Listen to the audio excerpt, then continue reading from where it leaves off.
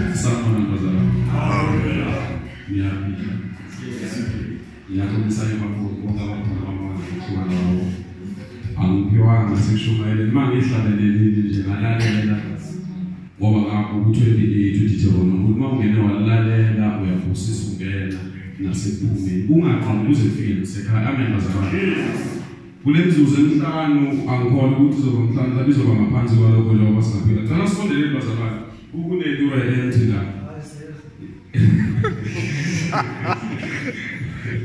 Ngicela silekelane bamzomana. Bengingazi ukuthi uzoshuna bengizofika ngihlale ngilalele bengithi ukubhala kwami lapha esithombeni esinanekiyo ukuthi ngizobe ngikhona ngizobe ngilalela babonga. Sithi sengifikile sengibona ukwenza ngicela ningilekele basokhela uzombhekela nje bese ngake ngalizwa ngokukaLuka chapter 5 ngiyaxolisa babone akukhona ukuthi ngidiscard konke lokho sekushiwo noma ngizwa lokungcono ukunalokho kushiwo abanye kepha uma ngisahleli phansi uNkulunkulu ukhona umessage akayidwebayo by the time abanye bethu bekhuluma. Amen bazalwane. Mansekhona lithi amen. Amen. Angazi ngoba ephanthawu amen yakhokhelwa. Ngekuthiwa 10 rand phansi ethi last 20 nangeke ngikusho amen. Angazi noma ngaleza lethi kuyakhokhwa bazalwane. Asithena amen inkonzo angeke kusho abanye ukuthi ndimnandi. Kufanele ukuthi thina siphakathi siyethi ndimnandi. Abekho abanye abasazofika bebe ngaphakathi ukuze sizwe inkonzo imnandi. So thina siphakathi ngibizwa ukuthi siparticipate sinikele silalele senze okwenziwayo ukuze inkonzo sizwe kithi ukuthi imnandi. Amen bazalwane. Haleluya. ngokukaLuka chapter 5 sobheka amavesi ambalwa incwadi efanayo nengale ngakuMarku chapter 2 uLuka chapter 5 ivesi lakhona uvesi 18 ugcina ku19 ekaze mulweni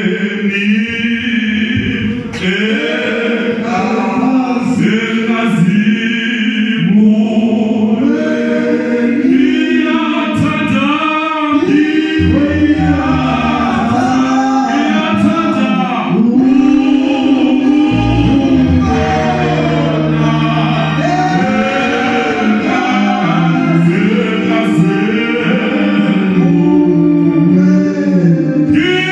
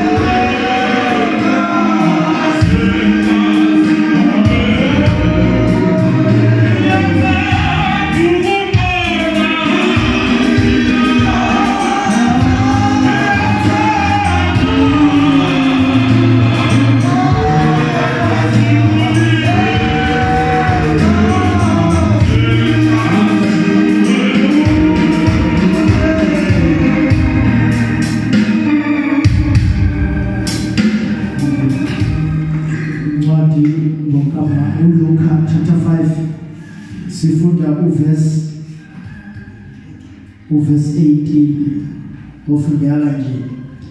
Bheka-ke nakho amadoda ethwele ohlakeni umuntu ofile uhlangothi efuna ukumngenisa nokumbeka phambi kwakhe. Amen bazalwane. Sizwama nje kancane bazalwane ngoba kuthe 5 minutes ukuze singezuthatha kade. Lithi iBhayibheli bheka ngicela uphindisane lapho sokela. Bheka nakho amadoda ethwele ohlakeni umuntu ofihlangothi. Amen bazalwane. Lithi iBhayibheli bheka nakho amadoda ethwele ohlakeni umuntu ofe uhlangothi. Asifundisane bazalwane. Sixoxeni nje asishumayeli. iBhayibheli liveza ngokusobala ukuthi uma uzoyiqala phezulu la iqala khona uthatha yakho. uJesu bekade efundisa ephakathi eKapernaum. Kwangathi ngaleso sikhathi efundisa uJesu kunesixuku esikhulu esimzungezile. Kukhona abantu abangaphandle abafisa ukungena, kepha ngenxa yesixuku adelela khona ufinyelela nje seniyangizwa bazalwane. Ngicela ukuthi sihambe kancane ukuthi singesilokhu sifunda kube yise usifunde nje kuswakala. Ngicela ufike ubamba 19 bese sihlala phansi mabusokela. Engamfumani ukuthi angamngenisa kanjani ngenxa yesixuku akhona phezulu amehlisa ophahleni kanye nohlanga ngaphakathi phambi kukaJesu. Amen bazalwane. uMarku chapter 2 uverse 3 kwakunjomani. Ngikwenza lokho ngamabomu ngoba 2008 bengisadayisela ama smoke beef uma phambi kwethu sishumayeza sihlale phansi manje namhlanje ithuba ukuthi singile sizoshumayeza phela. Incwadi efanayo uzofundela ivesi lodwa bese sihlala phansi lokho kuphela bazalwane ukuthi uJesu bekafundisa. Ngalekhathi efundisa noma esindisa abantu kwangathi abantu abangaphandle bazile ukuthi kukhona into eyenzakalayo ngaphakathi. Ngoba bekizwa ukuthi uma kunezinto ezenzayo ngaphakathi kuzwakala kubantu abangaphandle. Niyezwa bazalwane. Bekizwa ukuthi uma usumamukele uJesu kuwe ngaphakathi abantu abangaphandle bebona ukuthi kukhona into ephila kuwe ngaphakathi. Bebe nendlela yokusondela kuwe ngoba lezinto engaphakathi. Siyezwa bazalwane. Baku chapter 2 verse lodwa babumhloko bese ngiyaxela. Umyalezo wami wodwa nje ukuthi uma singaphakathi kufuneka sibe nama alternative ways okusondela enkosini. Ngoba besingaya ngokwejwayelo sithi umuye enkosini ungena lapha eminyango babulondaba. Kanti ngalelo la inkosi khona yayenza umsebenzi. Kepha iplan longena kusesilo lesijwayelo.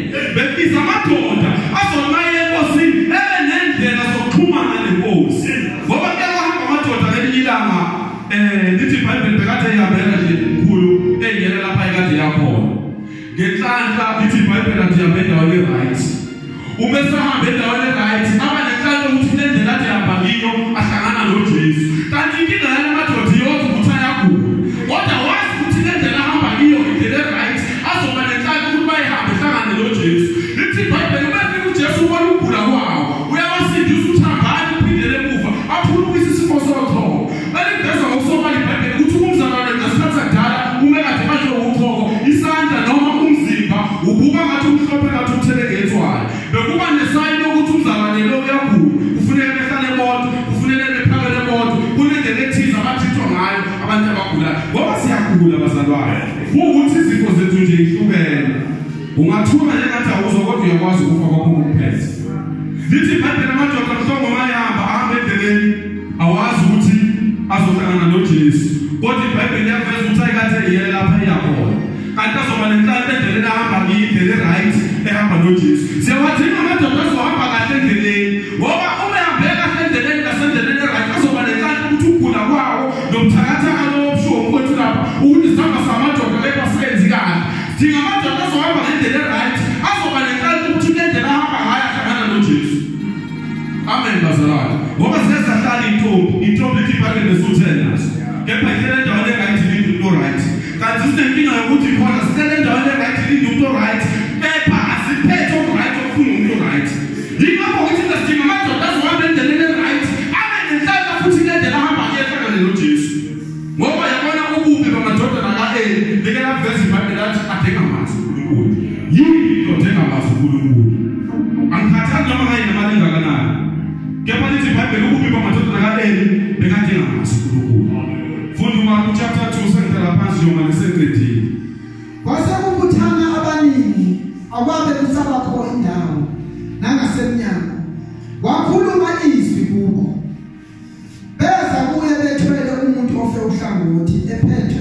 ngabantu abanye mana ke njengoba benza kuye kuseyincwadi eyodwa la ndoba usokhela ziyafana nje insini lithi iBhayibheli kwasekuthola abantu abaningi kube khona isiqubu ekhona uJesu phakathi hayi ngathi angizwa kahle bazalwane kube khona isiqubu endaweni lapho khona uJesu hayi uzoniphasa ngostandard day khona ngizokizwa yabona umzalwane kube phakathi ebandleni bakumkhulu uJohn ibandla linabaholi abaright abafundisa ivangeli right benza kahle phambi kwebandla kepha ngenxa yesiqubu esifaka umzalwane phakathi enkonzweni engayinkosini haleluya sengiyezwa manje bazalwane lithi iBhayibheli lapho kukhona uJesu kodwa ingathi ikhona bengesikuthi uJesu akawenza umsebenzi kepha bekuyisiqubu esisaraunde uJesu esenza ukuthi abanye abantu abaseduzane bengafikelele enkosini bangaka abantu abavimba ukwenza kwabo ukuze bengakhona ungena enkosini amen bazalwane asicapheleni isiqubu siyambamba umzalwane phakathi enkonzweni kuthiwa kathi amen engamusho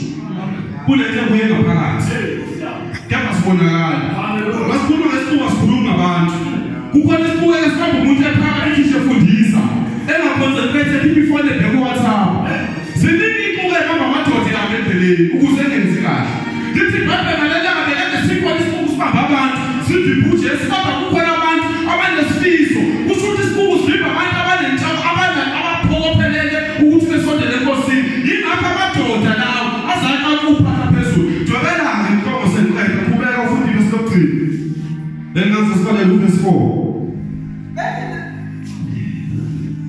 beke nakusondela kuye ngenxa yesiqubu yabona ukuthi ngenxa yesiqubu esibambile umzalwane kulabantu abangakhona ukusondela enkosini yabona ukuthi ngokwenza kwakho umzalwane noma uyinceku phakathi enkonzweni kepha izenzo zakhe phakathi zingazikho zinhle uvimba abantu ababe barecruit ukuthi besondele enkosini amen bazalwane qhubeka nje manje sengiqedile baqaka uphahla lapho ekhona bathi sebebhodlozile behlisa uhlaka alele kulo ofe uhlangothi uJesu ebona ukukholwa kwabo wathi ofe uhlangothi ndodana uthethelelwe izono zakho amen bazalwane naso ngisambulo salencwadi ngoba besingahamba siphume sibambe i-information yokuqala kepha singazange sonake noma sudwebe nomyalezo iBhayibheli ivezile lokho lesichaza manje abantu siyaqoqa lashumayela baholi lithi iBhayibheli kusabithwe indoda enkosini kuJesu ngenxa yesibuko kade sikhona bazama enye indlela yokuqeqesha phezulu ukuze eyilethele indoda iye enkosini ilethwa amanye amadoda awu4 kusho ukuthi abantu bawu5 amadoda awu4 aphethe indoda ka5 ayisondeza ukuthi ayiye enkosini kepha ukubukeka kwale ndoda ayi yabona ke sengihamba kakhulu ngaseqineni ukubukeka kwale ndoda uma amadoda awu4 ephethe amabonda ahamba naye enkosini siphethe indoda ka5 uma sibuka thina sibuka nje umuntu oshawe istroke yabona umuntu oshawe istroke emzimba wakhe uba ndikindiki hayi yazi manje izwa ngilade mfungisho amadoda awu4 aphethe umuntu ka5 amsondeze enkosini enye amadoda sithe kumuthelele amadoda bazalwane amadoda amane aphethe indoda ka5 amsondeze enkosini uma sefika enkosini wona ambone leswenawo eshawe uhlangothi amen ingakho bazalwane ukuthi bethatha bembeko hlakeni ukuze bebehlisa enkosini ngendlela eright yale ehambelana nalesifo esimphethe ngoba ukuthiwa kade phethwe ikhanda bezoyihambela kepha ngenxa yokuthi ubukeke kube eshawe uhlangothi noma istroke badecide ukuthi bemkhandele uhlaka bemlethe enkosini sinabo abazalwane sibabuka ukuthi hayi bashawe istroke lokungashumayela kanjani udikidika kezo ungashumayeli kanje vela ngeke zeshintshe amen bazalwane besidinga abazali yabona ke lento ngicashileke ukuthi ngizoyikhuluma kakhulu ngifuna ukukhuluma into ethandwa abantu yabona masefika naye le ndoda siyezwa bazalwane bafika naye bambona ukushawa istroke bahambisa kuJesu amen uma sebafika kuJesu uJesu akabona umuntu ogulayo ubona ukholwa amadoda alethe umuntu ogulayo enkosini uthi ndodana uthethelela izono hayi ngafuthi ukuthi izono ziyambamba umuntu kuze bengakushawa uhlangothi lokho ngashumayela kanjani yabona basizimba kahle izono umzalwane kuba ngathi ndidi lokho ngashumayela uzukhala uzukhipha usulu njulu ungazimba kahle izono umzalwane kuba ngathi ndidi umzimba usazwela kepha besidinga amadoda besidinga abaholi abazobe straight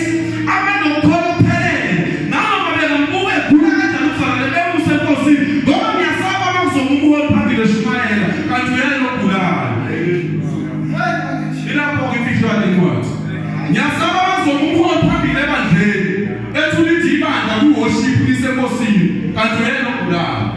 Besidinga abaholi abazothatha ibandla elisenkosini. Besidinga amadoda aphilayo azokwazi ukubona isimo somuntu uNkulunkulu engakamphuleli.